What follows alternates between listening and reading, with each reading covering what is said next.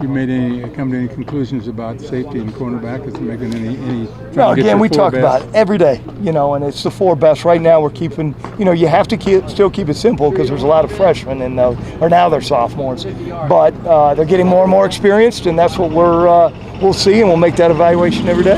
So how'd it go in the first in the session? swamp? Yeah, the swamp. In the swamp, yeah. We weren't really in Florida, but it's just the Bermuda didn't catch. Need a little more heat, so we had some mud out there today. But I was happy with the way they worked. Our wide receivers got a lot of reps. When you split it up, you really only got 7 guys out there running routes. So we got to coach it a little bit better too because they were getting a lot of reps. It seemed like there were a lot of projected starters there in the orange. Is that the idea to kind of keep them together? Well, again, the quarterbacks are going to move around, and they won't always be. You won't see Wes in orange all the time. That's just how we're going to do it. So they got to play with all different types of receivers. You're going to see D. White wearing orange, and you're going to see Josh wearing a little blue every now and then. Those guys will make the changes. Basically, if you look at the defensive orange, that was who the orange is, and they're there to coach the new incoming players that we got. So they were there with a lot of freshmen or first-year guys trying to help coach those guys.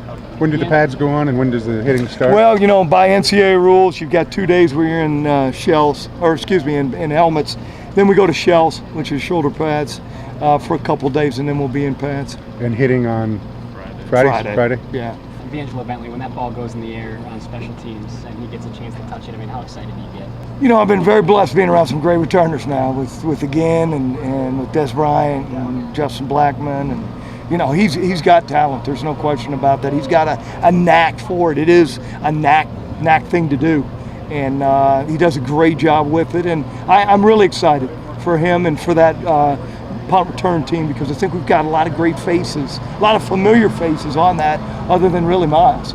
You talked about so many players being back. How does that help? Is it less teaching, more practice? Well, I've never been around this situation before, and it is good to see that guys have changed body type wise, and I know I've mentioned that a lot, but it's just you haven't had to see this at other places that I've been at. So it's great to see those guys. Plus, I know that they know how we practice, they know what's expected, and they know the scheme. So it is reassuring as a coach when you go out there that you're not reinventing everything and trying to teach somebody that just came from high school. In terms of experience in general, you see a lot more seniors. You saw a lot more sophomores a couple of years ago. You feel better about the depth on this team. There's no question about that. Instead of having 5 or 6 offensive linemen, you really got 8 guys that have a chance. And are those guys backups all freshmen? No. We've got some guys that have been here. Same way on the defensive line. We've been able to take some junior college players and kind of plug them in, which has created some depth. Secondary, you've got depth because they all had to play last year, 4 true freshmen at corner. Now those guys are sophomores. Those types of things. Linebacker. 2 years ago, we're playing Mason Monheim and Mike Satina at the end of the year. They're starting in the games because JB goes down.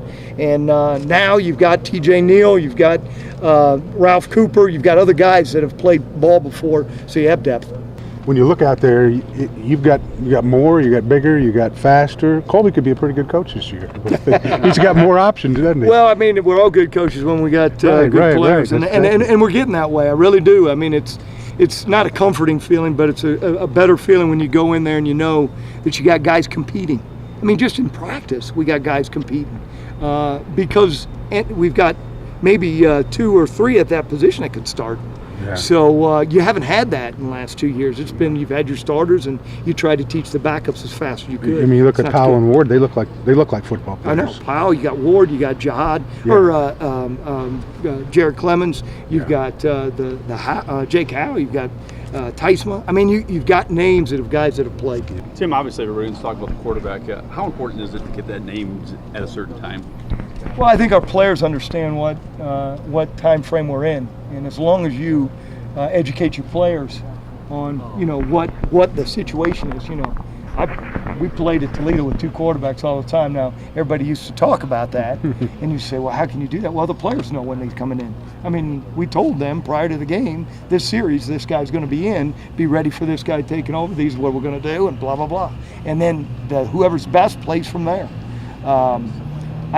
again, we want to try to determine our quarterback, so I'd like to do that probably right after Rantoul and 2 scrimmages.